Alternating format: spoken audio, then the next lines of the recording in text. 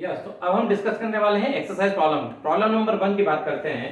तो देखिए, एक हॉरिजॉन्टल फोर्स हमने यूज किया है, एक टेबल है, उसको हॉरिजॉन्टल फोर्स एक्ट कर रहा है और ये हॉरिजॉन्टल फोर्स यूज करके ये टेबल है फ्लोर पे मूव कर रही है कांस्टेंट वेलोसिटी से।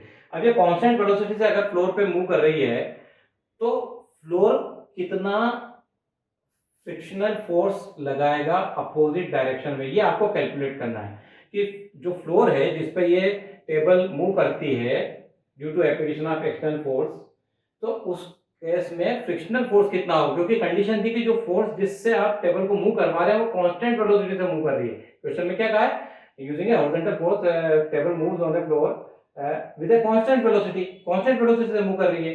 तो कांस्टेंट वेलोसिटी से जब मूव करती है तो फोर्स ऑफ फ्रिक्शन कितना होगा ये कैलकुलेट करने को कहा है।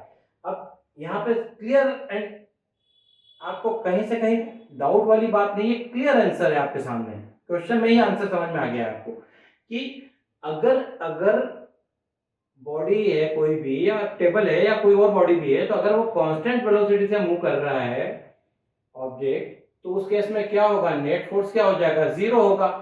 नेट फोर्स जीरो होगा तभी तो कांस्टेंट वेलोसिटी होगी, क्योंकि वेलोसिटी है अगर कांस्टेंट नहीं है तो एक्सीलरेशन प्रोड्यूस होगा और accelerated motion is due to some net force. तो यहाँ नेट फोर्स जीरो है, नेट फोर्स जीरो है, इसका मतलब क्या होगा, जितना फोर्स टेबल पे लगाया है, suppose table is moving towards right side, अगर वो राइट साइड में मूव कर रही है तो टेबल पे फ्रिक्शनल फोर्स जो फ्लोर लगाएगा वो किधर आएगा, लेफ्ट साइड में। और कितना, अगर फोर्स एफ आपने अप्लाई किया तो उतना ही फोर्स फ्लोर फ्रिक्शन के फॉर्म में अपोजिट डायरेक्शन में लगाएगा, तो नेट फोर्स दोनों का क्या हो जाएगा, जीरो। तो नेट फोर्स क्या हो जाएगा, net force will be equal to zero. क्यों, क्योंकि दोनों इक्वल एंड अपोजिट है, ये बैलेंस्ड सिचुएशन ऑफ फोर्स आ जाएगी। और बैलेंस सिचुएशन में क्या होगा, जो फोर्स ऑफ अप्लाई फोर्स है और फोर्स ऑफ फ्रिक्शन है वो दोनों इक्वल एंड अपोजिट है, कैंसिल हो जाएंगे, नेट फोर्स क्या हो जाएगा, जीरो। तभी तो टेबल कांस्टेंट वेलोसिटी से मूव करेगी। समझ में आ गया, क्लियर है बेटा। अगली प्रॉब्लम को देखो, अगली प्रॉब्लम क्या कहती है कि एक बॉल है वो हॉरिजॉन्टल फ्रिक्शनलेस सरफेस पे मूव कर रही है। अब आपको देखो तीन अलग अलग केसेस दिए हैं, तीन केसेस में आपको कैलकुलेट करना है कि क्या नेट फोर्स जो है, अगर नेट फोर्स जो एक्ट कर रहा है बॉल पे जीरो है, अगर no net force is acting on that rolling ball on a horizontal surface, तो उस केस में क्या ball will move with the same velocity और इट्स वेलोसिटी विल इंक्रीज और डिक्रीज। तीन इस तरह ऑब्लिक में लिखा है, वेलोसिटी रिमेन सेम, इंक्रीज और डिक्रीज, ऑब्लिक करके लिखे हैं ना। तो इस केस में पहला जो ऑप्शन दिया उसमें कि ball is rolling with constant velocity, no net force acting on it, net force acting on it zero and it is moving with constant velocity, so in that case velocity remains same। मतलब वो velocity constant नहीं कहा उसने, net force का कहा है कि net force acting on it will be zero. और नेट फोर्स बॉल पे अगर जीरो है तो उसकी वेलोसिटी सेम रहेगी, there is no change in the velocity, neither it will increase nor it will decrease, ना तो इंक्रीज होगी ना डिक्रीज होगी। ओके, सेकंड ऑप्शन क्या कह रहा है आपका, सेकंड ऑप्शन ये कह रहा है कि net force acting on that rolling ball in the direction of motion of the ball will its velocity remain same, increase, decrease, oblique करके लिखा है, remain same ऐसा लिखा ना, same, increase, ऑब्लिक, decrease। तो सेकंड ऑप्शन में क्या कहा कि net force is acting on the ball in the direction of motion, और डायरेक्शन ऑफ मोशन में अगर नेट फोर्स एक्ट कर रहा है तो वो उसकी वेलोसिटी को बढ़ा देगा, वेलोसिटी क्या होगी, बढ़ जाएगी, तो velocity will increase. Second part आ जाएगा, velocity will increase, velocity of that ball will increase. Third part क्या कहता है, when this ball is rolling on the horizontal surface and net force is acting in direction opposite to the direction of net force, sorry, direction of motion, net force is acting in direction opposite to the direction of motion of the ball, will the velocity of the ball remain same, increase or decrease। तो इस case में क्या होगा, when net force acting on the ball is acting in direction opposite to the direction of motion of the ball, then net velocity of the ball will decrease, velocity ball की क्या होगी, decrease हो जाएगी। Net force जो है वो उसके motion के अपोजिट लगाया है, जिस डायरेक्शन में वो मूव कर रही है उसके अपोजिट डायरेक्शन में फोर्स लगाया, तो उसके कारण क्या होगा, उसकी वेलोसिटी डिक्रीज हो जाएगी, velocity of the ball will decrease. Clear है बेटा? तो ये तीनों इसके जो ऑप्शन है, तीन एक्चुअल क्वेश्चन है उसमें तीन ऑप्शन दिए थे, तीनों में अलग अलग आंसर निकालने थे आपको अलग अलग सिचुएशन के अकॉर्डिंग। तो क्लियर है? समझ में आया ना? बेसिक क्लियर है तो आराम से हो जाता है बेटा, कोई बड़ी चीज नहीं है। ठीक है, चलिए अगला क्वेश्चन लेते हैं हम। यस, तो बेटा हम लेते हैं प्रॉब्लम नंबर 3 एक्सरसाइज की, है ना। इसमें क्या कहा है, देखिए अब प्रॉब्लम 3 में अगर आप देखते हैं तो क्या कहा है क्वेश्चन में कि two block P and Q placed on a smooth horizontal surface and two forces of magnitude 4 and 5 Newton acting on that block P in opposite direction and while block Q is moving with constant velocity, ऐसा कहा है question में। तो which of the following statement is correct? फिर 4 option दिए आपको। तो देखिए अगर आप देखते हैं तो ये ब्लॉक जो दिए हैं आपको डायग्राम में, मैं इधर भी बनाता हूँ, क्वेश्चन में दिख ही रहा है आपको। ये ब्लॉक P है, इस पे ये फोर्स है, ये 4 न्यूटन है और ये 5 न्यूटन है, और ये ब्लॉक Q ये आपका रेस्ट कांस्टेंट वेलोसिटी से मूव कर रहा है। ओके, तो आपको 4 ऑप्शन दिए, तो पहला ऑप्शन दिया है net force act on the block P and no net force act on the block Q, पहला ऑप्शन ये दिया। दूसरा ऑप्शन क्या कह रहा है, no net force act means on block P net force does not act and while on block Q net force is acting, block Q पे net force act कर रहा है ना, ये दूसरा ऑप्शन का है आपका। तीसरा ऑप्शन कह रहा है कि ब्लॉक P और Q दोनों पे नेट फोर्स एक्ट कर रहा है, और चौथा ऑप्शन कह रहा है neither on block P and nor on block Q net force act, ये दोनों पे नेट फोर्स एक्ट नहीं करेगा। तो अपने को करेक्ट आंसर फाइंड करना है। तो क्या है करेक्ट आंसर? पहला ऑप्शन इसका करेक्ट है बेटा। क्यों?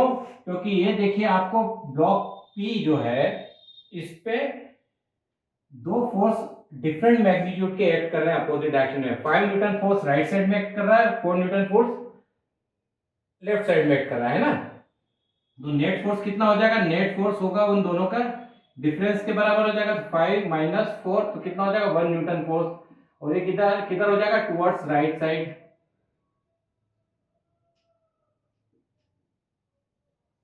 Towards right side.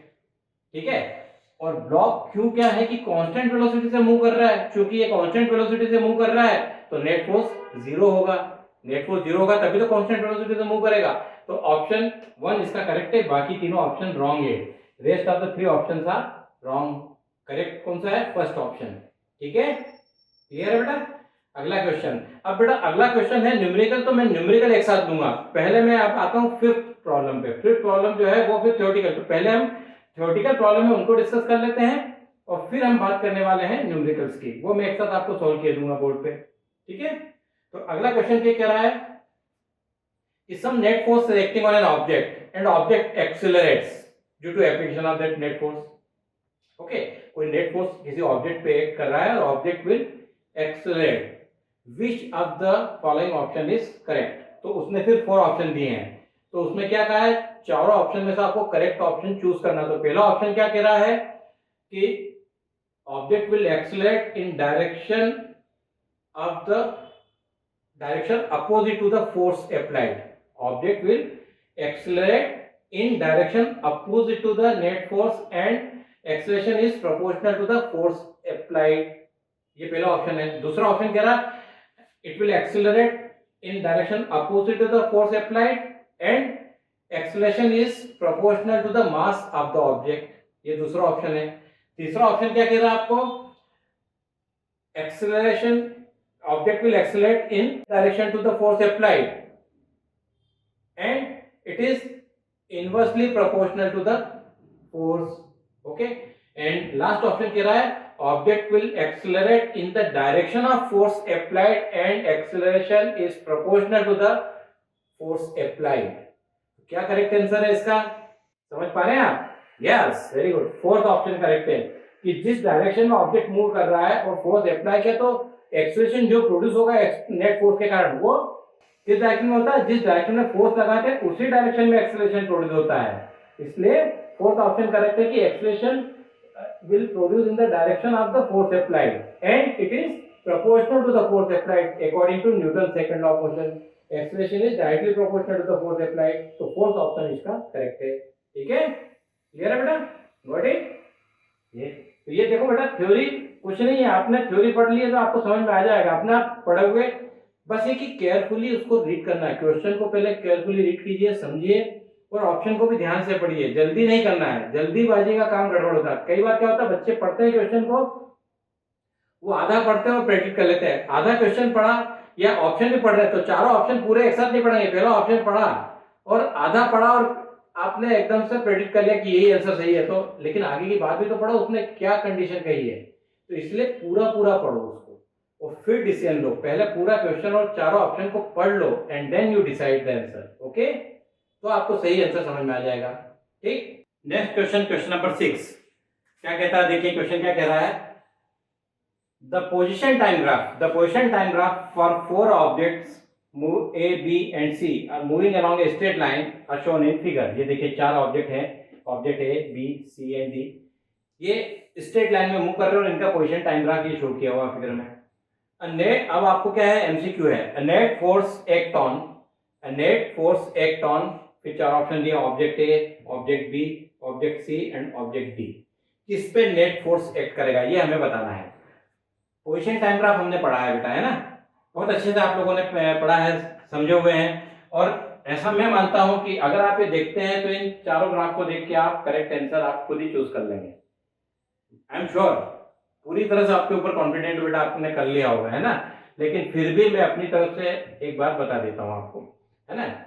ठीक है, तो देखिए चार ऑब्जेक्ट है A B C D, position time graph दिए हुए अपने को, ग्राफ को स्टडी कीजिए, अपना आपको आंसर समझ में आ रहा है। क्वेश्चन के अंदर ही आंसर है, कैसे, वन बाय वन देखते हैं। पहला केस, ऑब्जेक्ट ए के लिए बात करते हैं। यहाँ पोजीशन टाइम ग्राफ को देखिए तो कैसा ग्राफ है ये, it is a straight line inclined to time axis. Position time graph for object is a straight line inclined to time axis, or also you can say straight line inclined to x axis। ऐसी straight line है जो x axis पे है, time axis पे inclined है, sloping upward, है ना। तो ये जो ग्राफ है ये क्या शो करता है, there is a equal change in position in equal interval of time. और इक्वल चेंज इन पोजीशन है इक्वल इंटरवल ऑफ टाइम में, तो वेलोसिटी कैसी है इसकी, यूनिफॉर्म, कैसी है, कांस्टेंट। यस, जब वेलोसिटी कांस्टेंट है तो एक्सीलरेशन क्या होगा, जीरो, और एक्सेलेरेशन जीरो तो फोर्स क्या होगा, जीरो। तो नेट फोर्स क्या हो जाएगा इसमें, net force will be zero, किसमें, ऑब्जेक्ट ए के केस में, राइट। अभी ऑब्जेक्ट बी का देखते हैं केस क्या कह रहा है। यहाँ पे पोजीशन टाइम ग्राफ को आप ऑब्जर्व कीजिए, तो यहाँ अगर आप देखते हैं तो पोजीशन टाइम ग्राफ है, this position time graph is a straight line parallel to x axis. Horizontal line है, एक हॉरिजॉन्टल स्ट्रेट लाइन है, और ये हॉरिजॉन्टल स्ट्रेट लाइन है, ये पैरेलल टू टाइम एक्सिस है या parallel to x axis. Position time graph for object B is a horizontal straight line parallel to x axis और टाइम एक्सिस, या तो आप टाइम एक्सिस के पैरेलल कह दो या एक्स एक्सिस के पैरेलल कह दो। स्ट्रेट लाइन है, हॉरिजॉन्टल है, हॉरिजॉन्टल स्ट्रेट लाइन है ना। और इस स्थिति में अगर आप देखते हैं कि पोजीशन ली है अपन ने वाई एक्सिस पे, तो जो भी पोजीशन है कितने भी मीटर पे है, सपोज 10 मीटर पे या 15 मीटर पे है, यहाँ टाइम बढ़ता जा रहा है लेकिन उसकी पोजीशन चेंज नहीं हो रही है। पोजीशन चेंज नहीं हो रही है इसका मतलब ऑब्जेक्ट क्या है, object is at rest, object rest में है, ऑब्जेक्ट इज एट रेस्ट। तो एफ क्या हो जाएगा, जीरो हो जाएगा, नेट फोर्स उस पर भी नहीं लग रहा है क्योंकि रेस्ट में है तो रेस्ट में ही रहेगा, in the absence of net force. First law of motion का स्टेटमेंट की बात कर लीजिए यहाँ पे, ये भी फर्स्ट लॉ ऑफ मोशन का ही कंडीशन है, object moving with constant velocity in the absence of any external force. चलिए अब तीसरा केस देखते हैं, ऑब्जेक्ट सी वाला केस देखते हैं। ऑब्जेक्ट सी के केस में आप देखिए ग्राफ को अगर आप ऑब्जर्व करते हैं तो ये ग्राफ कैसा है, ये स्ट्रेट लाइन नहीं है, ना तो हॉरिजॉन्टल स्ट्रेट लाइन है ना स्लोपिंग वाली स्ट्रेट लाइन है, ये कर्व शेप का ग्राफ है, कर्व बना हुआ है ना। और ये कर्व शेप में ग्राफ है तो ये क्या रिप्रेजेंट करता है कि यहाँ पोजीशन जो है वो इक्वली चेंज नहीं हो रही है टाइम के साथ, टाइम के साथ पोजीशन इक्वली चेंज नहीं होती है। और जब इक्वल चेंज इन पोजीशन नहीं है तो वेलोसिटी भी कैसी होगी, कांस्टेंट नहीं होगी, नॉन यूनिफॉर्म मोशन है। Non uniform motion means velocity is changing with time, और वेलोसिटी चेंज हो रही तो क्या होगा, एक्सेलरेशन भी प्रोड्यूस होगा। और एक्सेलरेशन कब प्रोड्यूस होता है, जब सम नेट फोर्स उस पे एक्ट करता है। तो ये केस है कि some net force will act on that object see, clear. और चौथा भी देख लेते हैं, चौथा क्या कहता है, यहाँ इस ग्राफ को अगर आप देखते हैं तो ये भी स्ट्रेट लाइन है इंक्लाइन टू एक्स एक्सिस और इंक्लाइन टू टाइम एक्सिस, और इसमें भी अगर देखते हैं कि ये स्लोपिंग डाउनवर्ड है, यहाँ स्लोपिंग अपवर्ड था, ये स्लोपिंग डाउनवर्ड है, मींस यहाँ पोजीशन डिक्रीज हो रही टाइम के साथ, है ना। तो वेलोसिटी यूनिफॉर्म तो है, कांस्टेंट है, यहाँ पे भी वेलोसिटी कांस्टेंट है। ओके, तो इस केस में भी क्या होगा, वेलोसिटी कांस्टेंट है तो एक्सेलरेशन 0 होगा, तो नेट फोर्स 0 होगा। तो करेक्ट आंसर कौन सा है, करेक्ट आंसर कौन सा हो जाएगा, ऑब्जेक्ट सी। ऑब्जेक्ट सी पे नेट फोर्स एक्ट करेगा, net force will act on object C because its position time graph is a curve shape, और इस केस में इसकी वेलोसिटी इक्वली चेंज नहीं हो रही है, वेलोसिटी में इक्वल चेंज नहीं है, तो एक्सेलरेशन प्रोड्यूस होगा इस मोशन में, और इस कारण से यहाँ नेट फोर्स एक्ट कर रहा है। ठीक है, राइट। नेक्स्ट क्वेश्चन 7 क्वेश्चन देखिए, a sailor jump from a boat to the shore. किनारे पे जो एक सेलर है, नाविक है, वो नाव में से जंप करता है किनारे पे। So when he jump to the forward direction will the boat move. जब वो जंप करता है फॉरवर्ड डायरेक्शन में, डायग्राम देख लीजिए आपको समझ में आएगा कि वो जंप कर रहा है, तो क्या बोट मूव करेगी, अगर मूव करेगी तो किस डायरेक्शन में मूव करेगी और क्यों, कैसे, है ना। तो यहाँ पे अगर इसका आंसर देखने की कोशिश अगर आप ढूंढेंगे तो आपको क्लियर आंसर आपके सामने है, अगर आपने न्यूटन्स लॉ पढ़ लिए हैं तो। और कौन सा है, लास्ट वाला थर्ड लॉ आपने पढ़ा है, तो आपके सामने आंसर है यस। जब सेलर जंप करता है बोट से, तो वो पैर से उस बोट पे, क्योंकि जंप करेंगे तो पैर से जो फोर्स लगेगा जंप पे पीछे की तरफ लगेगा, और वो पीछे की तरफ उस बोट पे फोर्स लगेगा, और इन टर्न जो बोट है वो उस पर फॉरवर्ड डायरेक्शन में रिएक्शन फोर्स लगाएगी। तो एक्शन फोर्स किसने लगाया, सेलर ने, पहले एक्शन फोर्स लगाया सेलर ने। तो ये बोट किधर मूव करेगी, अगर ये बोट थी ऐसे और ये सेलर यहाँ से पैर से फोर्स लगा के और जंप कर गया, तो बोट इधर मूव करेगी और सेलर फॉरवर्ड डायरेक्शन में मूव कर गया, तो ये एक्शन फोर्स इधर लगा है सेलर के द्वारा, सेलर ने इस बोट पे एक्शन फोर्स लगाया, और उसके टर्न में बोट ने रिएक्शन फोर्स लगाया, तभी तो वो जंप कर पाया इधर। समझ गए बेटा। तो yes, boat will move and it will move in direction opposite to the sailor. Sailor forward direction में मूव जंप किया है, तो बोट जो है वो उसके अपोजिट डायरेक्शन में मूव करेगी according to Newton's third law of motion. Clear है, ये इसका रीजन हो गया बेटा। ठीक, अगला क्वेश्चन देखते हैं, question number 8।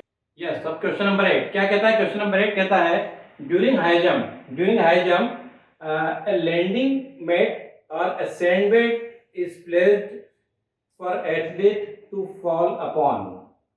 Explain reason behind it. कि जब हाई जंप होता है तो उसमें जो एथलीट है वो जंप करता है, तो उसके लिए लैंडिंग मैट या सैंडबैग रखते हैं जिसपे वो गिर पाए एथलीट, है ना। तो उसका रीजन क्या है कि जब वो हाई जंप करके जब गिरेगा तो वो लैंडिंग मैट पे गिरता है या सैंडबैग जो भी रखा है उस पे गिरता है, तो क्या होता है एक्चुअली जस्ट वो इसलिए रखते हैं कि to increase the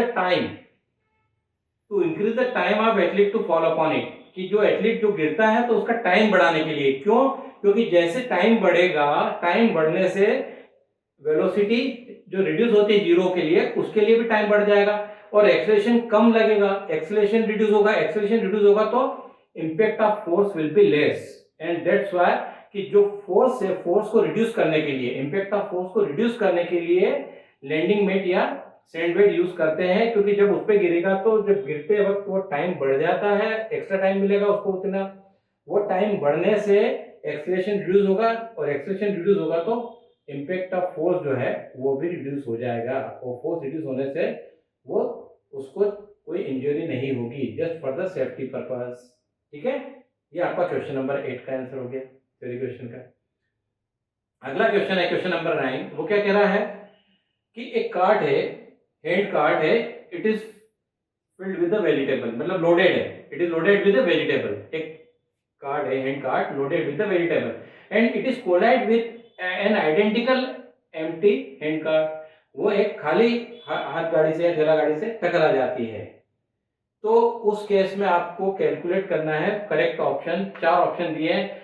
will loaded cart will exert a larger magnitude force on the empty cart, or empty cart exert a force of larger magnitude on loaded cart, या दोनों एक दूसरे पे कोई फोर्स नहीं लगाएंगी, या चौथा ऑप्शन क्या कह रहा है, the force exerted by the loaded cart and empty cart on each other, these are equal in magnitude, equal and opposite हो गए, है ना। तो ये 4 ऑप्शन है, तो इसमें चौथा ऑप्शन करेक्ट है कि loaded card and empty card both will exert the force of equal magnitude on each other according to Newton's third law, equal and opposite force. Okay, doesn't matter whether one is loaded and other is empty, but how much force loaded card will exert on the empty card, that will also exerted by the empty card on the loaded card. Equal magnitude force का लगेगा, है ना, force का magnitude equal होगा according to Newton's third law of motion. This is the answer, fourth correct. Clear? तो ये आपके सारे थ्योरी क्वेश्चन हो गए हैं। अब न्यूमेरिकल प्रॉब्लम हम लेते हैं वन बाय वन। यस बेटा, हम लोगों ने अभी डिस्कस किए थे थ्योरी प्रॉब्लम एक्सरसाइज के। ओके, अभी इसी चैप्टर में अब सारे न्यूमेरिकल भी हम वन बाय वन डिस्कस करते हैं। तो सबसे पहले क्वेश्चन नंबर 4 को देखिए, क्या कहता है, while practising for the snake boat race, while practising for the snake boat race, bracket में लिखा है वल्लमकल्ली इन केरला, केरला में एक प्लेस है वल्लमकल्ली, वहां पे होती है स्नेक बोट रेस। और आपने देखा होगा कई बार टीवी में, बहुत लंबी बोट होती है और उसको बहुत सारे लोग मिलके रो करते हैं, ठीक है। तो अब क्या कहा उसमें, 100 oarsmen are rowing a boat together, और जो बोट को जो रो करते हैं उनको ओर्समैन बोलते हैं। तो कितने 100 लोग हैं एक साथ, 100 लोग एक बोट में बैठे हैं, and they are rowing the boat okay together. Out of this 95 row backward to propel the boat forward, और उनमें से 95 तो बैकवर्ड उसको रो कर रहे हैं, to propel the boat forward, boat को फॉरवर्ड मूव करने के लिए वो रो किस तरफ कर रहे हैं, बैकवर्ड डायरेक्शन में। By mistake, but by mistake 5 oarsmen row in the opposite direction, लेकिन गलती से क्या करते हैं, 5 ओर्समैन है वो अपोजिट डायरेक्शन में रो करते हैं। जनरली उनको रो किस डायरेक्शन में करना, बैकवर्ड में, ताकि रिएक्शन फोर्स फॉरवर्ड लगेगा और बोट जो है आगे बढ़ेगी।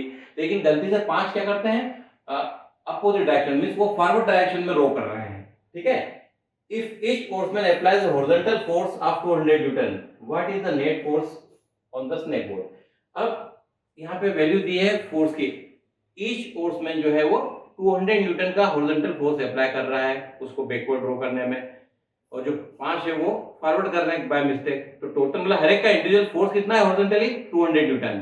तो हमको क्या कैलकुलेट करना है, what is the net force on the snake boat. तो स्नेक बोट पे नेट फोर्स कितना लग रहा है, तो सबसे पहले तो force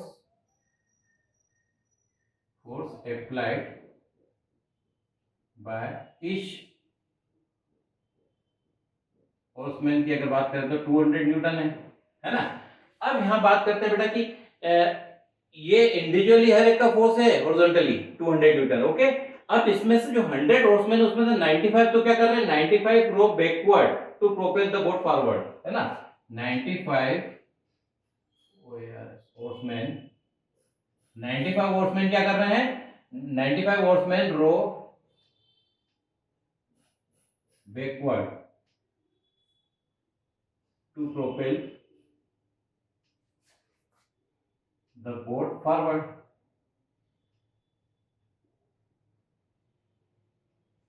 है ना। तो अब इनका 95 जब ये बैकवर्ड रो कर रहे हैं to propel the boat forward, तो टोटल फोर्स क्या होगा इनका,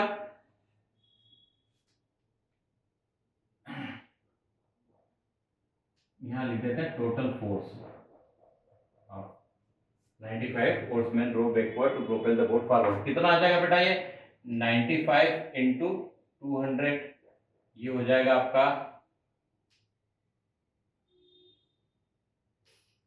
19,000 न्यूटन, ओके। अगर आप इसको कैलकुलेट करते हैं, 2 5 आर 10, 1 रिमाइंडर है, 2 9 आर 18 प्लस 1 19, ओके। अब now total force of 5 oarsmen in opposite direction,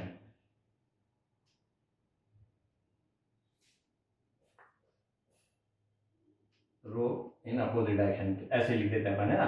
तो 5 इंटू 200 कितना हो जाएगा बेटा, ये 1000 न्यूटन। तो नेट फोर्स कितना हो जाएगा, what is the net force on the snake board. तो net force on the snake board कितना हो जाएगा, net force on the snake board, ये हो जाएगा 19,000 माइनस 1,000, टोटल कितना हो जाएगा बेटा, ये 18,000 न्यूटन। अब ये जो फोर्स है ये रो जो रो कर रहे हैं बैकवर्ड में है, लेकिन बोट किस तरफ मूव कर रही, फॉरवर्ड डायरेक्शन में है ना। तो ये ध्यान रखना है आंसर लिखने में यहाँ पे कि डायरेक्शन, अगर ये 18,000 न्यूटन रो बैकवर्ड और that much force acting on the boat in forward direction. Is it clear, समझ में आएगा बेटा? क्योंकि यहाँ कंफ्यूजन नहीं होना चाहिए आपको कि ये फोर्स बैकवर्ड लगा रहे तो रिएक्शन फोर्स जो आएगा वो फॉरवर्ड में आएगा। Is it clear? क्योंकि जैसा लिखा है 95 row backward to propel the boat forward. Okay, got it? तो ये फोर्स की डायरेक्शन यहां लिखने में ध्यान रखना है। Got it? 18,000 newton force row backward to propel the boat forward, ऐसा लिख दीजिए। ये न्यूटन फोर्स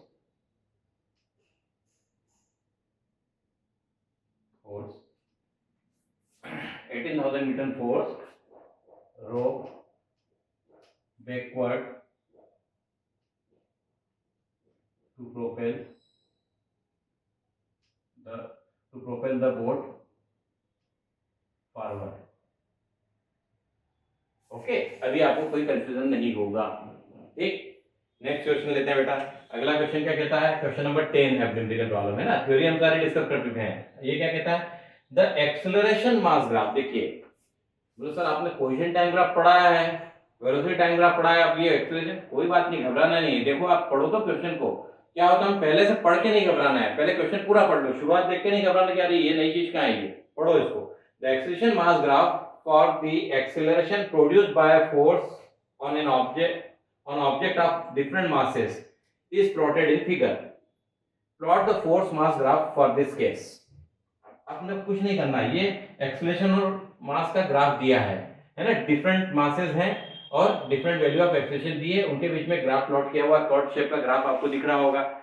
इस ग्राफ को यूज करके हमें फोर्स और मास के बीच में ग्राफ प्लॉट करना है। दो रास्ते बताऊंगा आपको, एक तो बड़ा आसान है, कुछ नहीं करना आपको, उसमें कुछ करना ही नहीं है कैलकुलेशन। एक तो विदाउट कैलकुलेशन कैसे, न्यूटन सेकंड लॉ क्वेश्चन क्या कहता है कि एक्सेलरेशन जो है वो डायरेक्टली प्रोपोर्शनल फोर्स से हमने कंप्यूट किया था और एक्सेलरेशन निकाला था इनवर्सली प्रोपोर्शनल टू मास। ये दो एक्टिविटी हमने परफॉर्म की थी, अगर आपको याद आ रहा हो तो। जो एक कार्डबोर्ड बॉक्स की एक कार्ड बनाई थी टेबल पे, उसको हमने मूव करवाया था, तो एक बार कप में डिफरेंट वेट लगाए थे और एक बार कार्ड में डिफरेंट मास लगा दिए थे, फोर्स को कांस्टेंट रख के, वेट जो था उसको कांस्टेंट रख के, है ना। तो उससे हमने कंप्यूट किया था कि acceleration is inversely proportional to mass. Acceleration inversely proportional to mass, तो क्या होगा, a is equal to proportional sign हटाते तो कांस्टेंट लगाते हैं, तो यहाँ पे f इंटू 1/m। तो ये f क्या है, कांस्टेंट, कि मास इनवर्सली वेरी कर रहा है एक्सेलरेशन के साथ, या एक्सेलरेशन मास के साथ इनवर्सली वेरी कर रहा है। मास बढ़ेगा तो एक्सेलरेशन कम होगा और मास कम होगा तो एक्सेलरेशन बढ़ेगा, है ना। और उस केस में क्या होगा, फोर्स कांस्टेंट है वहां पे, तो एक तो इससे निकल जाएगा फोर्स कांस्टेंट होगा, और फोर्स जब कांस्टेंट होगा तो फोर्स और मास का ग्राफ अगर हम निकालते हैं F और ये m का, तो ये straight line horizontal to x axis और मास वाली एक्सिस जो है उस पे आ जाएगा। एक तरीका तो ये हो गया थ्योरेटिकली, गॉट इट, ये कर ही दिया मैंने थ्योरेटिकली। दूसरा, इसको न्यूमेरिकली भी हम सॉल्व कर सकते हैं, इस ग्राफ की हेल्प से सॉल्व करके भी करेंगे। एक तो ये समझ गए, इसको मैं रब कर रहा हूँ क्योंकि अब मैं दूसरा तरीका एक और बता रहा हूँ आपको। इसको रहने देते हैं, चलो मैं इसको इधर नीचे बना देता हूँ। तो देखिए, एक तो हमने क्या डायरेक्ट फार्मूले से Newton second law of motion को अप्लाई कर लिया, थ्योरेटिकली कंसीडर कर लिया, कैलकुलेट कर लिया कि फोर्स कांस्टेंट होगा, है ना। फोर्स कांस्टेंट होगा तो फोर्स मास के साथ वेरी नहीं करेगा, एक कंडीशन आ गई। अब इसको हम इस ग्राफ की हेल्प से कैलकुलेट करके भी निकाल सकते हैं और फिर ग्राफ प्लॉट करेंगे। पहले वैल्यू निकालेंगे फोर्स की डिफरेंट मासेस के करस्पॉन्डिंग, है ना। तो देखिएगा, पहला मास क्या है, वैल्यू दी 1 किलोग्राम के करस्पॉन्डिंग, एक्सेलरेशन कितना है 10। तो पहला केस है F is equal to m, formula लिख लीजिए, m कितना 1 किलोग्राम, एक्सेलरेशन 10, तो टोटल कितना आ गया 10 न्यूटन। दूसरा केस लेते हैं बेटा, दूसरा केस में ये 2 किलोग्राम मास है। अब 2 किलोग्राम के करस्पॉन्डिंग अगर वैल्यू देखेंगे, यार 2 किलोग्राम है ना, तो ये F is equal to m कितना है 2, एक्सेलरेशन 5 है, तो कितना आ गया 10 न्यूटन। तीसरी वैल्यू देखिएगा आप 3 के करस्पॉन्डिंग, तो ये कहीं समवट अगर आप देखते हैं तो F जो है वो 3 किलोग्राम मास, और ये ऑलमोस्ट 3.33 के आसपास, अगर अपना स्केल के अकॉर्डिंग आप देखेंगे, आप बुक में पूरा स्केल में दे रखा है ना, तो उसमें अगर देखते तो वो ऑलमोस्ट 3.33 के इक्वल आता है ऑलमोस्ट, तो उसको राउंडेड ऑफ 3 अप्रोक्सीमेटली, इसको अप्रोक्सीमेटली लिख रहा हूँ इसलिए 10 न्यूटन। फोर्थ केस देखिएगा, फोर्थ केस क्या कह रहा है, फोर्थ ये 2.5 का जो ग्राफ जाएगा ये 4 के करस्पॉन्डिंग आ जाएगा,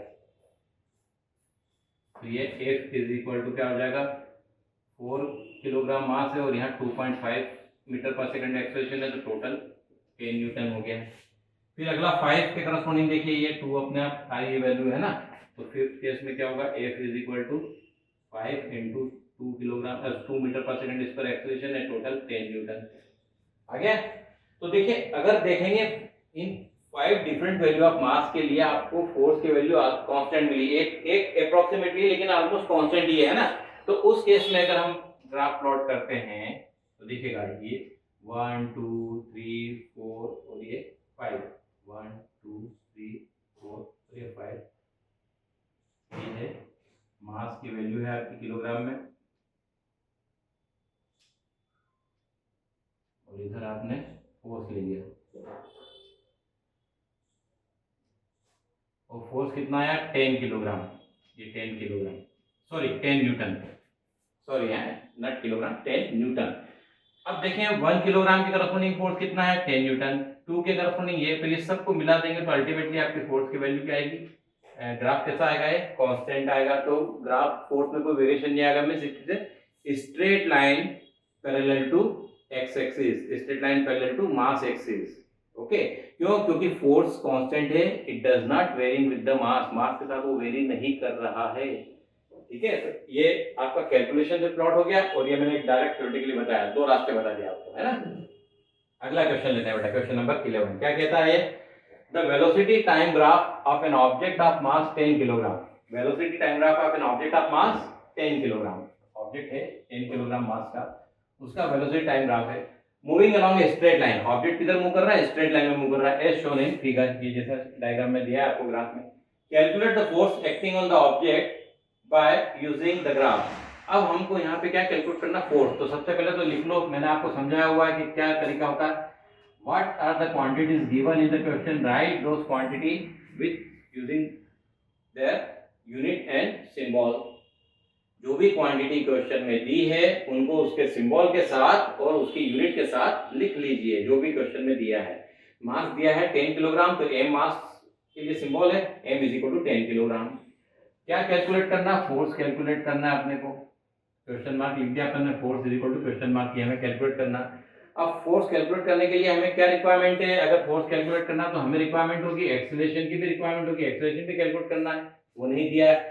अब ग्राफ को देखेंगे तो यहाँ पे वेलोसिटी दी है और टाइम दिया है, और वेलोसिटी टाइम ग्राफ है, और ग्राफ कहां से स्टार्ट हो रहा है, इस पॉइंट से, ये ओरिजिन से स्टार्ट नहीं हो रहा है, means corresponding to time t is equal to 0 object is having some initial velocity, कितनी है 10 मीटर पर सेकंड, 0 सेकंड के corresponding, और आप देख रहे हैं कि यहाँ हर 4 सेकंड में वेलोसिटी इक्वल रेट से चेंज हो रही है, हर 4 सेकंड में वो 10 मीटर पर सेकंड की रेट से चेंज हो रही है, बढ़ रही है 10 मीटर पर सेकंड से, है ना, हर 4 सेकंड के बाद। तो कैसी है ये वेलोसिटी, यूनिफॉर्म है, कांस्टेंट वेलोसिटी है, और इस केस में वेलोसिटी का चेंज जो है वो constant, not velocity constant, velocity very कर रही है लेकिन वो कांस्टेंट रेट से, यूनिफॉर्म रेट से वेरी कर रही है, तो इसमें एक्सेलरेशन प्रोड्यूस होगा, वो कैसा होगा, कांस्टेंट एक्सेलरेशन, क्योंकि ये जो ग्राफ है इसमें अगर देखेंगे तो यूनिफॉर्म रेट से वेलोसिटी चेंज हो रही है, velocity changing eight uniform rate, equal change in velocity in equal interval of time. Okay, तो आप कोई भी 2 इंस्टेंट के बीच में आप निकाल सकते हैं, टोटल के लिए भी ले सकते हो, दो इसको भी 2 तरह से आप एक्सेलरेशन निकाल सकते हो। एक्सेलरेशन अगर आप निकालेंगे, एक्सेलरेशन ऑफ द ऑब्जेक्ट अगर आप कैलकुलेट करते हैं a equal to v minus u upon t, है ना, तो इस फार्मूले से अगर आप कैलकुलेट करें तो 2 तरह से, मैं दोनों करके दिए दे रहा हूं आपको, दोनों में एक ही आंसर आएगा। पहला 4 सेकंड के ड्यूरेशन में निकाल लीजिए, तो कितना है, 4 सेकंड की करस्पॉन्डिंग वेलोसिटी कितनी 20 और 0 की करस्पॉन्डिंग 10, तो 20 minus 10 upon 4 minus 0 that is 10 upon 4, ठीक, 10 अपॉन 4 होगा, मीन्स 5/2 और 2.5 मीटर पर सेकंड स्क्वायर। ओके, एक तरीका ये हो गया। दूसरा एक और निकालना है, 3 बार निकाल सकते हो। और अब ये 0 से 8 सेकंड में निकाल लो। आप 0 से 8 में निकालोगे तो कितना हो जाएगा, 30 minus 10 upon 8 minus 0 that is 20 upon 8 और 10/4 अल्टीमेटली वही 2.5 मीटर पर सेकेंड स्क्वायर। और चाहे आप तो इन दो में भी निकाल सकते हो, 4 और 8 में, तो कितना होगा 30 माइनस 20 अपॉन 8 माइनस 4 अल्टीमेटली 10/4, तो ये क्या हो गया 2.5 मीटर पर सेकेंड स्क्वायर। तीनों जरूरी नहीं है, तीनों जरूरी नहीं है, कोई भी एक भी चलेगा, any one. Why, acceleration is constant. एक आ गया आपके पास। अब using the formula F is equal to ma। ये तीनों मैंने कर दिए हैं आपको, लेकिन तीनों निकालना जरूरी नहीं तीन इंटरवल के लिए। आप क्यों, क्योंकि एक्सेलरेशन तो कांस्टेंट है। मैं आपको समझाने के लिए ये किया हूं कि तीनों जगह आप वेरीफाई कर सकते हैं, वेरिफिकेशन के लिए, है ना। आप केवल एक ये मैंने टिक कर दिया, इसी वैल्यू से निकाल देंगे आपका आंसर आ जाएगा। या ये कर दीजिए, या कोई भी एक इंटरवल ले लीजिए आप और आप ए निकाल लीजिए। तीनों निकालना नहीं है क्वेश्चन में, टाइम वेस्ट नहीं करना है आपको एग्जाम में, समझ गए बेटा, है ना। ये मैंने केवल आपको समझाने के लिए तीनों अलग अलग के निकाल दिया, आपको वहां पे केवल एक ही इंटरवल के लिए निकालना है और फिर डायरेक्ट वैल्यू रख देनी। तो देखिएगा 10 इंटू 2.5 तो ये हो जाएगा 25 न्यूटन।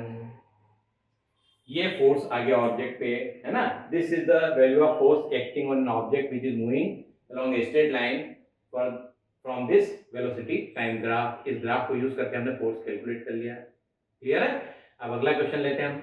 नेक्स्ट क्वेश्चन है बेटा क्वेश्चन नंबर 12। देखिए क्या कहता है क्वेश्चन, पहले क्वेश्चन पढ़ते हैं। अ बुलेट ऑफ मास 50 ग्राम, एक बुलेट है ना, bullet of mass 50 gram moving with a speed of 100 metre per second. Bullet motorcycle नहीं है, बुलेट गन से जो फायर की ना बुलेट, उसके लिए बात की है यहाँ पे, बाइक की नहीं की है। तो bullet of mass 50 gram moving with a speed of 100 metre per second enters heavy stationary wooden block, enters a heavy stationary wooden block and stops after penetrating a distance of 50 centimeter। अगला question, मैंने आपको हर बार कहा question ध्यान से पढ़ना है ना। Estimate the stopping force acting on the bullet. ठीक, तो सबसे पहले देखिए क्या कहा है, बुलेट ऑफ मास 50 ग्राम, मास दिया बुलेट का, यहाँ पकड़ना है कितनी मास दिया हुआ है। Okay, moving with a speed of 100 metre पर सेकंड, उसकी स्पीड दी है इनिशियल स्पीड, ये उसकी इनिशियल वेलोसिटी हो गई, है ना। Enters heavy stationary wooden block, और क्या करती है वो, हैवी वुडन ब्लॉक में स्टेशनरी है मतलब रेस्ट में रखा, उसके अंदर इंटर कर जाती है।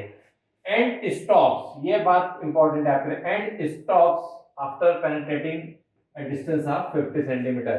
और क्या करती है, जब वो उसके अंदर घुसती है, उसको पेनिट्रेट करती है, तो 50 सेंटीमीटर डिस्टेंस उसके अंदर ट्रेवल करने के बाद रुक जाती है। स्टॉप मींस रुक गई है, तो फाइनल वेलोसिटी क्या होगी, 0। इसलिए मैंने कहा यहाँ पे स्टॉप पे अंडरलाइन किया कि स्टॉप मींस उसकी फाइनल वेलोसिटी यहाँ पे 0 हो जाएगी, है ना। ठीक है, तो estimate the stopping force acting on the bullet. तो सबसे पहले तो मास दिया है वो लिख लीजिए, मास कितना दिया है आपको, 50 ग्राम। इसको पहले किलोग्राम में कन्वर्ट कीजिए। तो किलोग्राम में कन्वर्ट करने के लिए क्या करना पड़ेगा बेटा, 1000 से डिवाइड कर देना है। तो 50 अपॉन 1000, ये 0 कैंसिल हुआ, तो ये 100 है तो कितना हो जाएगा 0.05 किलोग्राम। यू आपको दिया हुआ है कितना बेटा, 100 मीटर पर सेकेंड। v कितना है 0, क्योंकि आपने रुक जाती है। ठीक, और s दिया है 50 सेंटीमीटर, इसको भी मीटर में कन्वर्ट करना पड़ेगा, तो 50/100, ये 0 0 कैंसिल हुआ, तो 5/10 मीन्स कितना हो जाएगा 0.5 मीटर। ठीक है बेटा, ये आपके सारे पैरामीटर्स। क्योंकि ये कन्वर्ट क्यों करना पड़ा, all the quantity should be in the same system. सारी जो क्वांटिटीज दी है क्वेश्चन वो एक ही सिस्टम में होनी चाहिए, ऐसा सिस्टम में। ये मैंने पहले बताया आपको कि पहले क्वेश्चन पढ़ो, सिंबल के साथ क्वांटिटी लिखो, यूनिट लिखो मेजरमेंट की। क्यों, क्योंकि यूनिट से ये पता चलेगा कि सभी सेम यूनिट में दी है कि नहीं, सेम सिस्टम ऑफ यूनिट में। अगर डिफरेंट सिस्टम ऑफ यूनिट है तो मिक्सिंग यूनिट अगर आप यूज करेंगे, मिक्स यूनिट को अगर आप यूज करेंगे कैलकुलेशन में, तो आपका आंसर करेक्ट नहीं आएगा। ठीक है, तो इसके लिए आपको पहले सभी को ऐसे यूनिट में कन्वर्ट करना है। ठीक है, अब देखते हैं आपको सारे पैरामीटर्स मिल चुके हैं, तो अब अपने फोर्स निकालना। फोर्स निकालने के लिए सबसे पहले आपके पास होना चाहिए एक्सेलरेशन। फोर्स का फार्मूला क्या है, F is equal to ma। यहाँ m दिया है, a अपने पास नहीं है, f निकालना ही है, तो ये दो चीजें आपके लिए क्वेश्चन मार्क वाला काम कर रही है। तो दो अननोन क्वांटिटी है तो फार्मूला यूज नहीं होगा। तो सबसे पहले हम क्या करें, a निकालते हैं। तो a निकालने के लिए क्या करेंगे, v u और s है अपने पास, तो इक्वेशन है अपने third equation, v square is equal to u square plus 2as। ठीक है ना। इक्वेशन ऑफ मोशन का यूज आ गया यहाँ पे। तो देखिए v क्या है, 0 square is equal to 100 square plus 2a into S कितना है बेटा, 0.5। 0.5 इंटू 2 अगर आप मल्टीप्लाई करोगे तो कितना हो जाएगा, 1.0 मीन्स 1 हो जाएगा। तो अल्टीमेटली ये 10,000 प्लस a हो जाएगा, क्योंकि 0.5 इंटू 2 क्या हो जाएगा, 1। तो 1 इंटू a मीन्स a। और ये इसको इधर लिया है तो a इज इक्वल टू क्या हो जाएगा, माइनस 10,000 मीटर पर सेकंड स्क्वायर। माइनस आ गया एक्सीलरेशन। क्यों आया बेटा, नेगेटिव एक्सेलरेशन क्यों होगा, क्योंकि वो रिटार्डिंग फोर्स हो गया वहां पे, है ना। जो नेगेटिव एक्सेलरेशन क्यों हो गया, क्योंकि वेलोसिटी डिक्रीज हो रही है। वेलोसिटी डिक्रीज हो रही तो एक्सेलरेशन कैसा होगा, नेगेटिव एक्सेलरेशन होगा, है ना। वेलोसिटी जब रिड्यूस होती है तो नेगेटिव एक्सेलरेशन होता ना। ठीक, अब आप कुछ मत करिए, F is equal to ma का फार्मूला आप लगा लीजिए। ma ये जो आपको लिखा ही था मैंने, तो F m दिया ही था आपको 0.05 किलोग्राम है, इंटू ये कितना 1 2 3 4, ये माइनस वैल्यू के साथ में रखेंगे। ये माइनस तो हो गया, 2 जीरो तो ये हट गए इसके डेसिमल के, तो 500 Newton. This is the value of stopping force acting on the bullet when it comes at rest. ये स्टॉपिंग फोर्स की वैल्यू आ गई है -500 न्यूटन। माइनस क्यों आया बेटा, अपोजिंग हो गया ना, फोर्स अपोजिंग हो गया, क्योंकि बुलेट जैसे ही वो स्टेशनरी हैवी वुडन रॉक में पेनिट्रेट करती है तो उसकी मोशन अपोजिंग फोर्स के कारण रिड्यूस हो जाती है और वो रुक जाता है। तो एक्सीलरेशन कैसा होगा, नेगेटिव एक्सीलरेशन होगा, तो उसके कारण फोर्स भी नेगेटिव आएगा, अपोजिंग फोर्स है जो उसको रोक रहा है। ओके, ठीक है, ये हो गया आपका क्वेश्चन नंबर 12। अगला क्वेश्चन पढ़ते हैं, question number 13। An ace footballer converted a penalty shot by kicking the football। Footballer है, वो पेनल्टी शॉट में फुटबॉल को किक करता है, ठीक है, with a speed of 100 kilometre per hour. कौन कितनी स्पीड से, 100 किलोमीटर पर आवर की स्पीड से वो फुटबॉल जाता है। जब उसको किक करता है पेनल्टी शॉट में, तो उसकी स्पीड कितनी है, एक बार कर लेती है वो football, 108 kilometre per hour. The estimated force the imparted was 800 Newton. और जो उसने यहाँ पे देखिए थोड़ा सा प्रिंटिंग मिस्टेक बुक में है, डे नहीं आएगा, सिंगल है तो ही इम्पार्टेड वाज ना चाहिए ना, ठीक है, doesn't matter. Imparted was 800 Newton. तो जो फोर्स उसने अप्लाई किया उसको हिट करने में वो कितना है, 800 newton. The mass of the football was 0.4 kilogram. ठीक, calculate the time of contact between their foot and the ball. Their नहीं, हिज फुट एंड बॉल आना चाहिए, क्योंकि ये सिंगल है ना, ये फुटबॉलर का लिखा है सिंगल का, है ना, तो वो देयर की जगह ही होना चाहिए, डजंट मैटर। ये छोटी मोटी बातों पे ध्यान नहीं देना आपने को क्वेश्चन समझना है। तो फुटबॉलर ने पेनल्टी शॉट के लिए फुटबॉल को किक किया, और वो किक किया तो उसने वेलोसिटी कितनी एक बार कर ली, 800 किलोमीटर पर आवर की वेलोसिटी एक बार की, और फोर्स जो उसने अप्लाई किया वो कितना है, 800 न्यूटन।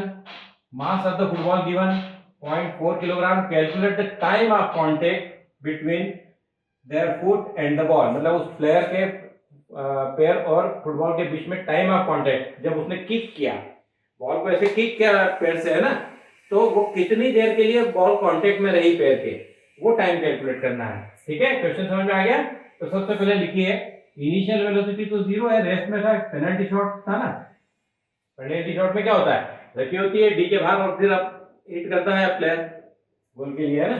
तो ये u0 है, v कितना है, 108 किलोमीटर पर आवर। तो इसको पहले 108 इंटू 5/18 से मीटर पर सेकंड में कन्वर्ट करेंगे बेटा। देखो कहा ना मैंने, यहाँ पे फिर आपको यहाँ पे समझ आएगा। 18 का टेबल अगर आता तो 18 6 r 108, तो ये कितना हो जाएगा, 30 मीटर पर सेकेंड।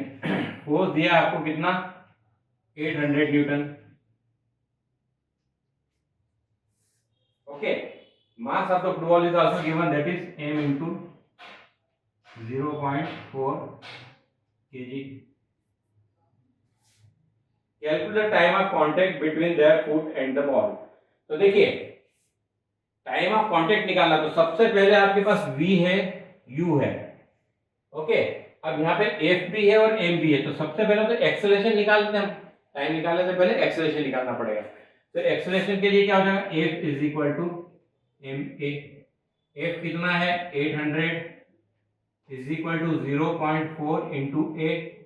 तो ए इज इक्वल टू कितना हो जाएगा 800 अपॉन 0.4। ये डेसिमल हटा के 0 लगा, 4 की टेबल लगा के बोलेंगे 4 2 8 और ये 0 आ जाएंगे, तो 2000 मीटर पर सेकंड स्क्वायर। ये एक्सेलरेशन आ गया है ना।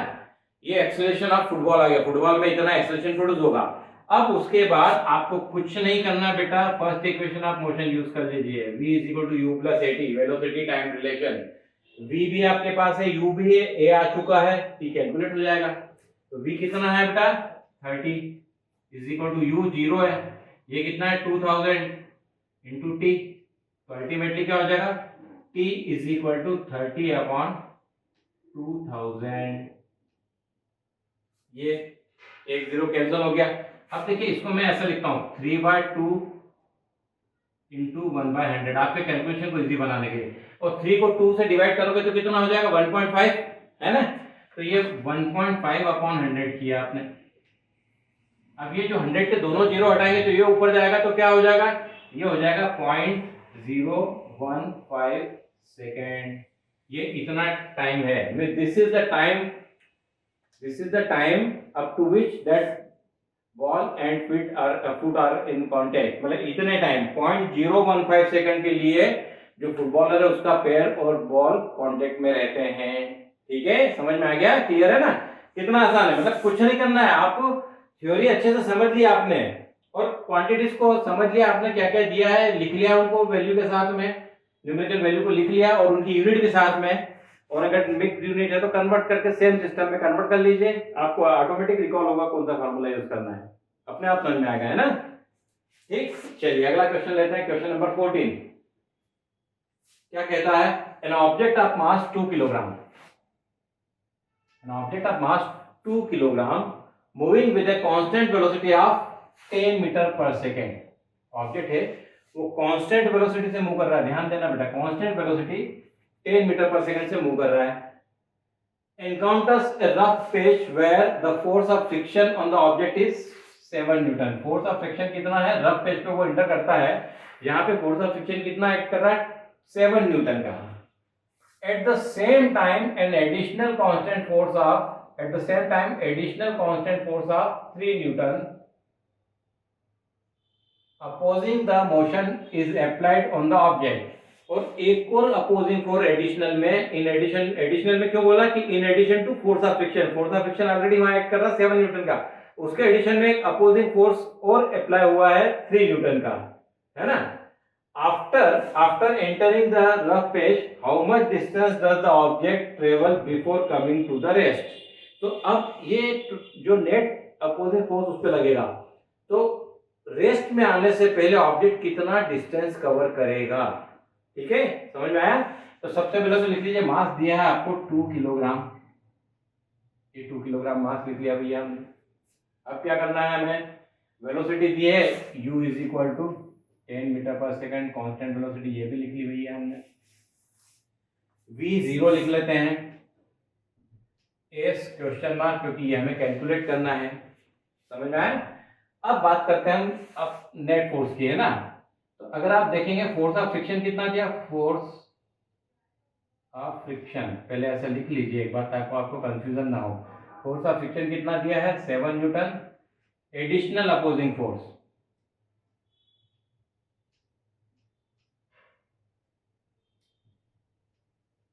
ये कितना है 3 न्यूटन। तो नेट अपोजिंग फोर्स कितना हो जाएगा, नेट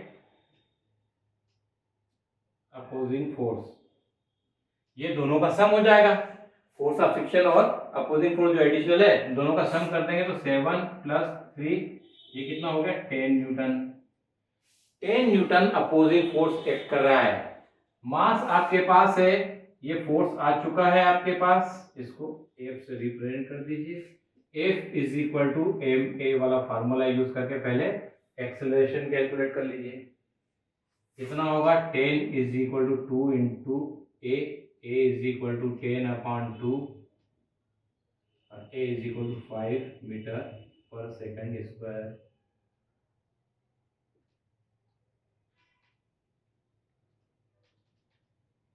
ठीक, ये एक्सेलरेशन आ गया आपके पास।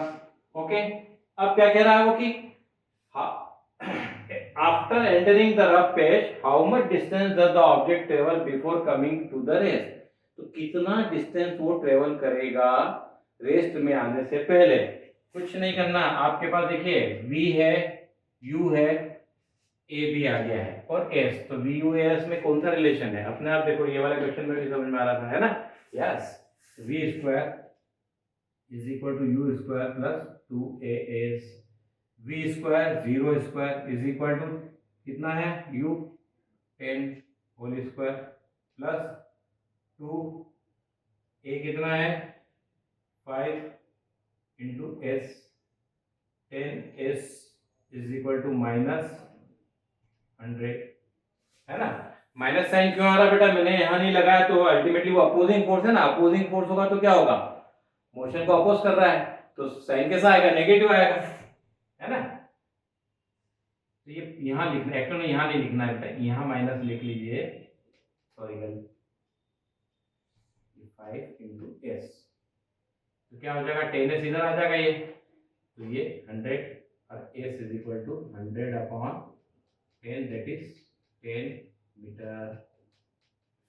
ये एक्चुअल में माइनस ये हो जाएगा, यहाँ से अगर आप देखेंगे ये वैल्यू माइनस लेनी है। क्यों लेना बेटा, समझ गए, माइनस क्यों लेना समझ में आया, क्योंकि अपोजिंग फोर्स है जो मोशन को अपोज कर रहा है, डायरेक्शन ऑफ मोशन के अपोजिट एक्ट कर रहा है, तो इसलिए उसकी वैल्यू नेगेटिव लेंगे।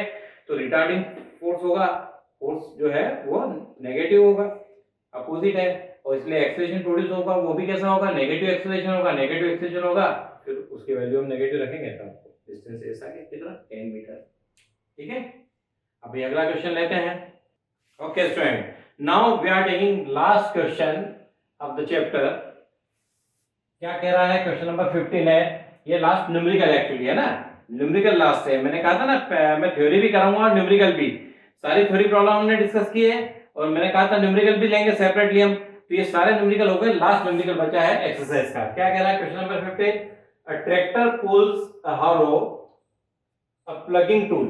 हारो मींस क्या होता है, प्लगिंग टूल होता है, ट्रैक्टर उसको पुल कर रहा है। प्लगिंग टूल समझ रहे हैं, जब खेत में जब ये जो खेती करते हैं जो किसान लोग, तो ट्रैक्टर से, हारो मींस एक्चुअल में क्या है, वो खुदाई करने के लिए, जब फसल को बोते हैं उससे पहले उसमें ऐसी लाइंस बनाते खोद के बीज डालने के लिए, है ना। तो वो हारो जो है वो प्लगिंग टूल है, तो उसको ट्रैक्टर पुल कर रहा है। उसका मास कितना दिया आपने को, मास m1 लिखा ना, मास m1 with a net force F, और फोर्स कितना लगा रहा है F, resulting an acceleration of a1। अब वो जो हारो को पुल कर रहा है ट्रैक्टर, तो फोर्स F लगा रहा है, मास हारो को दिया है अपने को m1, और उस फोर्स के कारण उसमें एक्सेलरेशन कितना प्रोड्यूस होता है a1। ठीक, क्या कह रहा है आगे, the same tractor pulls a trolley of mass m2 with a force F producing an acceleration a2। अब अगला कंडीशन दिया उसने कि यही ट्रैक्टर, सेम ट्रैक्टर है, ये एक ट्रॉली को पुल करता है जिसका मास m2 है, और उतने ही फोर्स से पुल करता है जितने फोर्स से वो पहले हारो को पुल कर रहा था, F फोर्स से। तो उस फोर्स F के कारण इस ट्रॉली में एक्सेलरेशन जो प्रोड्यूस होता है वो कितना हो जाता है a2। ठीक है, ये a1 a2 दोनों के इंडिविजुअल एक्सेलरेशन आ गए। ठीक, दोनों के मासेस अपने को क्वेश्चन में दे रखे हैं। अब आगे क्या कह रहा है, क्या करना है अपने को देखते हैं। If the tractor now pulls the trolley with the हारो प्लेस्ड ऑन इट। अच्छा, अब नई कंडीशन कह दी उसने कि अब जो है वो ट्रैक्टर ट्रॉली को पुल करेगा और उसके ऊपर उस हारो को रख दिया है, ट्रॉली पे हारो को रख दिया और फिर ट्रैक्टर उसको पुल करेगा। ब्रैकेट में क्या कहा, विद द सेम फोर्स है। ओके, मतलब उसी फोर्स से, जिस फोर्स से पहले उसने अकेले हारो को पुल किया, फिर सेकंड पार्ट में उसने केवल ट्रॉली को पुल किया, और अब क्या कह रहा है कि दोनों को कंबाइंड में ट्रॉली के अंदर हारो रख दिया, ट्रॉली के ऊपर, और फिर वो ट्रैक्टर उसी फोर्स से इन दोनों को पुल कर रहा है। Then obtain an expression for the resulting acceleration. Okay, resulting acceleration in terms of A1 and A2। Ignore friction. Okay, friction को इग्नोर करना है और क्या कहा है कि अब अपने रिजल्टिंग एक्सेलरेशन जो है, अब यहाँ एक्सेलरेशन नहीं कहा उसने। देखो पहले दो का केस में उसने आपको मास दिया हुआ ट्रॉली का और हॉरो का। हॉरो का मास m1 है, ट्रॉली का मास m2 है, और दोनों पे इंडिविजुअली उसने एक एक करके जब उनको पुल किया था तो पहले ट्रॉली हॉरो को पुल किया था फोर्स F लगा के, तो उसमें एक्सेलरेशन कितना प्रोड्यूस हुआ? A1। Very good. और ट्रॉली को जब पुल किया तो उसमें एक्सेलरेशन कितना प्रोड्यूस हुआ? कितना हुआ? Yes, A2। वेरी गुड, बहुत बढ़िया।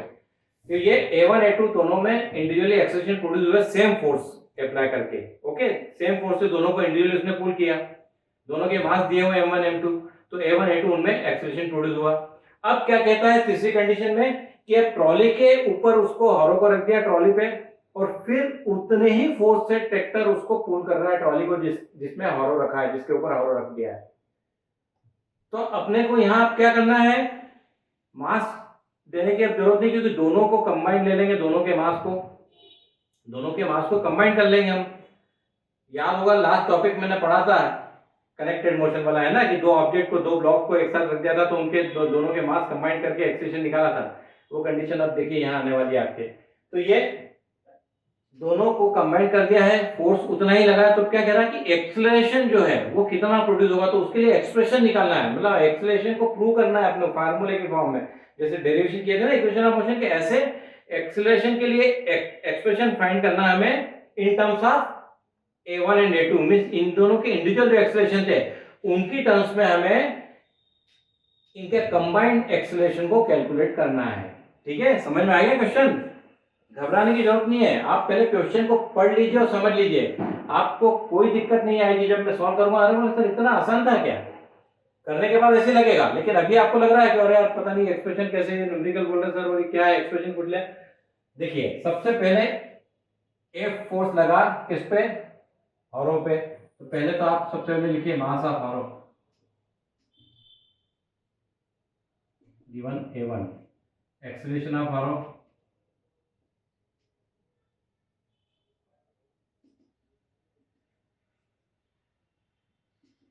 A1, force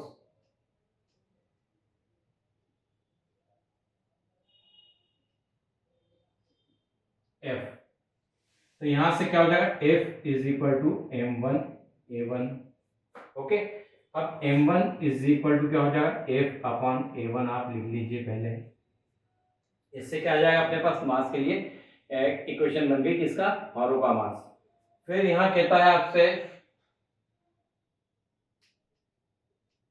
mass of the trolley कितना है बेटा? M2, है ना। एक्सेलरेशन ऑफ ट्रॉली कितना है? A2, force on trolley F। यहाँ पे भी फिर आपको वैसे ही F is equal to M2 A2, M2 is equal to F upon A2। ठीक है, ये कंडीशन तो अपने पास आ गई कि दोनों के मास के लिए हमने इक्वेशन निकाली। अब क्या कहा उसने तीसरे केस में?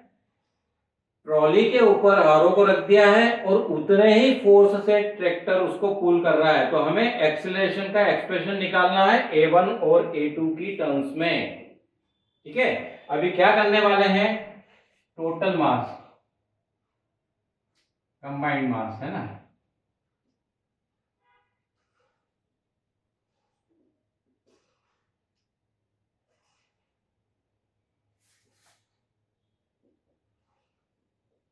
M1 plus M2, total mass या combined mass of harrow and trolley कितना आ जाएगा? M1 प्लस M2, दोनों का मास का सम ले लेंगे, टोटल मास आ जाएगा। सपोज लेट एक्सेलरेशन, है ना, let total acceleration, net resulting acceleration is, ऐसा बोल दीजिए, नेट रिजल्टिंग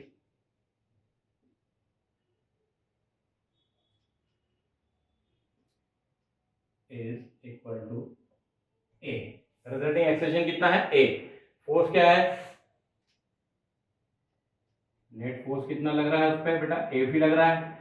तो एफ इज इक्वल टू क्या हो जाएगा आपके पास इक्वेशन यहाँ पे, m1 प्लस m2 इंटू ए। ठीक है, अब कुछ नहीं करना, देखिए तीनों के लिए अपने F is equal to M है, न्यूटन से सेकंड लॉ ऑफ मोशन का इक्वेशन लिख लिया हमने।